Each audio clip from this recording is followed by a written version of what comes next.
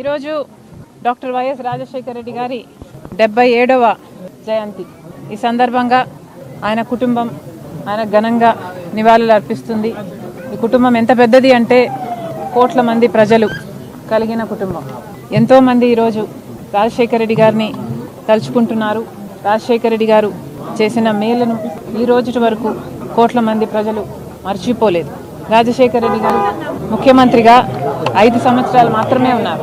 కానీ 5 సంవత్సరాలలో ఎంతమందికి ఎంత మేలు చేశాడు అంటే దానికి రుజువు ఆయన చనిపోతే 700 మంది దాదాపు ఆ బాధ భరించలేక ఆ నిజాన్ని జీర్ణించుకోలేక చనిపోయారు.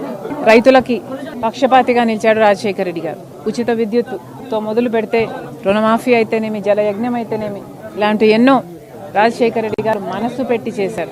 పేద విద్యార్థులు డబ్బు లేని కారణంగా వాళ్ళ చదువు ఆగిపోకూడదు అని, ఆశ చచ్చిపోకూడదు అని ఫీజు రీయింబర్స్మెంట్ ప్రవేశపెడితే ఎంతోమంది డాక్టర్లు, ఇంజనీర్లు అయ్యారు. ఈ రోజు వరకు కూడా ఉద్యోగాలు చేసుకుంటున్నారు. అలాగే ఆరోగ్యశ్రీ ఎంతోమందికి ప్రాణం పోసింది.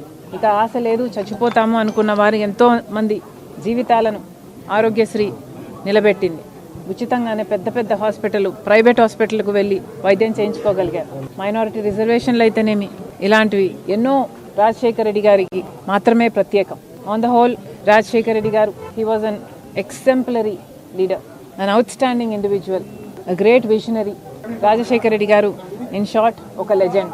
ఆయనకి మరణం లేదు. మరొక్కసారి ఈరోజు కోట్ల మంది తెలుగు ప్రజలు ఆయనను స్మరించుకుంటున్నారు. ప్రతి ఒక్కరికి రాజశేఖర రెడ్డి గారి కుటుంబం మనస్ఫూర్తిగా కృతజ్ఞతలు చెప్పుకుంటున్నారు.